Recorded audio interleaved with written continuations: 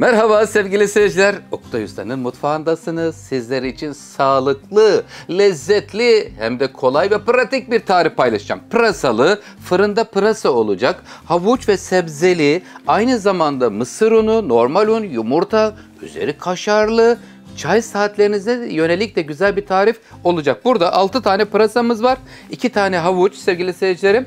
Bir çay bardağı zeytinyağı, bir su bardağı un, bir çay bardağı mısır unu, bir tane kırmızı biber, bir tutam maydanoz, kaşar peyniri 100-150 gram, 3 tane yumurta, pul biber, kabartma tozu, tuz ve karabiber de koyacağız. Güzel böyle fırında dilim dilim kesilmiş çay saatlerine için güzel bir tarif olacak inşallah. Önce pırasaları güzelce ayıkladım, iyice yıkadım. Özellikle şu yaprak araları çok iyi yıkanması lazım kıymetli seyircilerim. Buralara dikkat edelim ya da açıp bütün yaprakları yıkadıktan sonra da yapabilirsiniz. Şimdi 6 tane pırasayı öncelikle doğruyorum. Kırmızı biber, havuç, zeytinyağı ile birlikte tencerede ya da geniş bir tavada kavuruyoruz.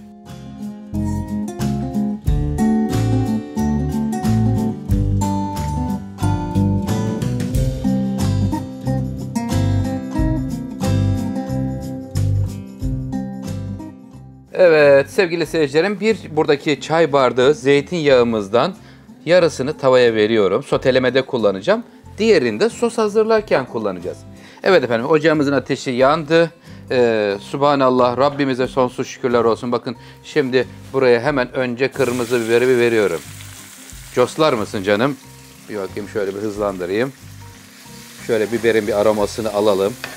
Güzel kokusu gelir. Hemen onu bir aldıktan sonra kırmızı da bir renk verir.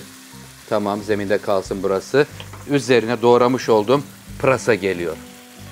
Evet.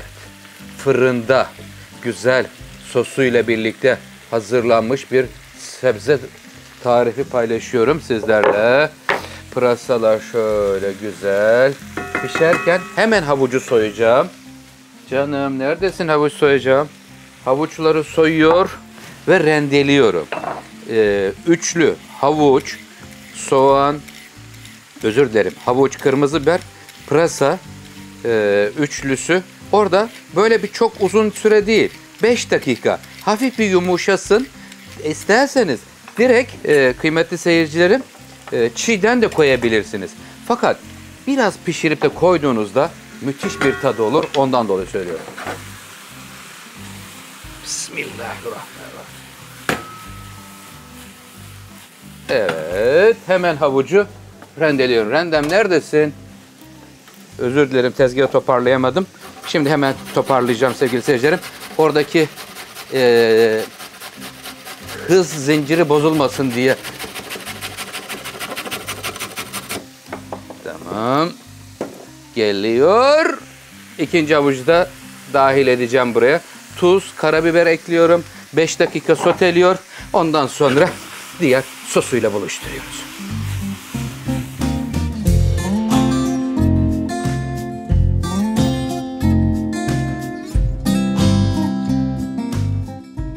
Sebzelerimizi şöyle biraz kavuruyoruz.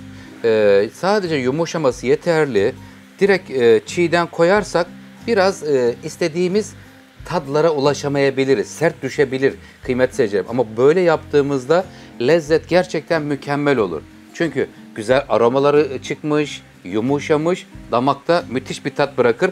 Evet, ocağımızın ateşini şimdi kapatıyorum. Bakın sebzeler tamamen canlılığını kaybetmedi.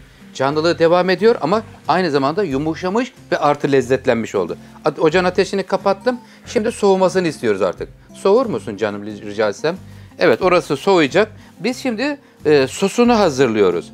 Sosunu burada karıştırdıktan sonra oranın sıcaklığı çıkınca direkt üstüne döküp orada harmanlayıp fırına göndereceğim. Şimdi 3 tane yumurtayı kırıyorum karıştırma kabının içine. 3 yumurta kıracağız. 1 bardak un, 1 bardak da çay bardağıyla mısır unu içinde. Güzel olur. Mısır unu müthiş bir tat katar sevgili seyircilerim. Evet. 3 adet yumurta karıştırma kabının içine kırılıyor.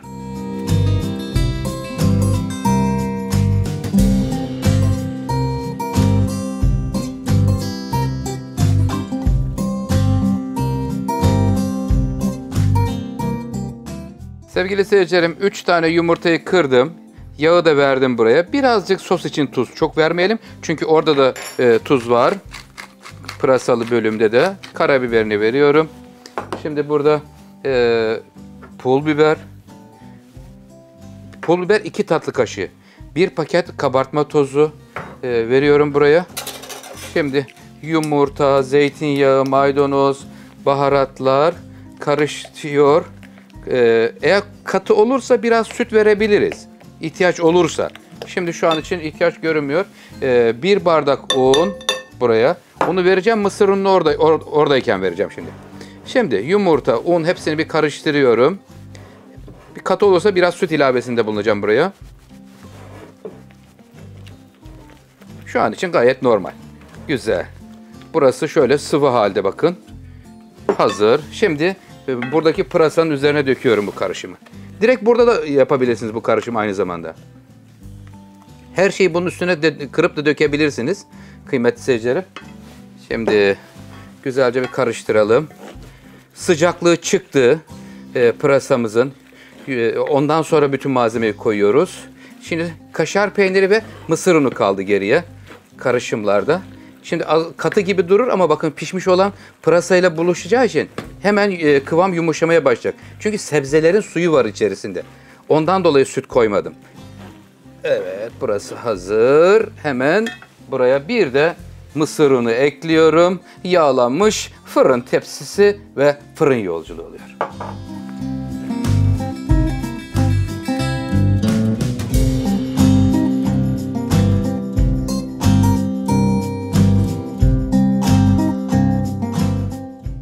Evet, fırında pırasamız fırına gitmeye hazır hale geldi. Yumurtası, un, mısır unu, galeta unu. Eğer çiğden yaparsanız hemen bir hatırlatmada bulunayım. Süt ve yoğurt ilave edin. Şu yumuşaklığı başka türlü yakalayamayız sevgili seyircilerim. Piştiği için sebzenin kendi suyuyla güzel bir kıvam aldı. 170 derecelik ısıtılmış fırında 15-20 dakika pişiriyorum. Sonra üzerine rende kaşarını veriyorum. Bir de kaşar ile kızarıyor. Sonra da dilimle servise Doktor Usta diyor. İyi yolculuklar canım. Sizlerden ricam beğeni butonuna basarsanız, kanalıma abone olursanız çok mutlu olurum. Sizleri çok seviyorum.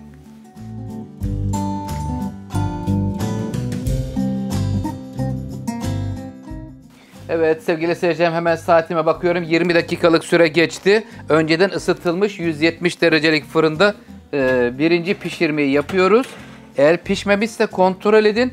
Biraz daha pişirmeye devam edebilirsiniz. Şu an için gayet güzel, normal görünüyor. Buranın artık kaşar peynirini verme vakti gelmiş bulunuyor. Rendelenmiş kaşar veriyorum. Güzel, şimdi kaşar peyniri de eriyecek. Çay saatlerinde dilim dilim servis edebileceğiniz güzel bir sebze yemeği oldu. Aynı zamanda et yemeklerinin yanına da koyabilirsiniz kıymetli seyircilerim. Hemen kaşar rendesini verdim. Mısırın da güzel bir koku katmış aynı zamanda. Evet, Karadeniz'e selam olsun. Sizlerden şehir, ülke, yorumlar geliyor Allah'ın izniyle. Evet efendim, bu tamam. Kaşarını da verdik. Tekrar fırın yolculuğu oluyor. Kaşar peyniri kızardığı zaman çıkartıyoruz, dilimleyip servis ediyoruz.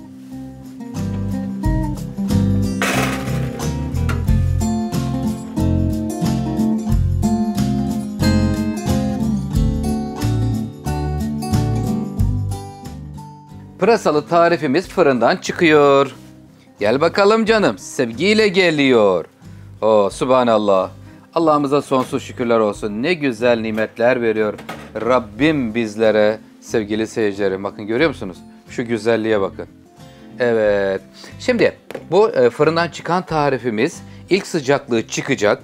İlk sıcaklığı çıktıktan sonra dilimliyoruz ve buyurun sofraya diyoruz. Şimdi sıcakken keserseniz dağılabilir. Bir 10 dakika geçsin yeterli olur.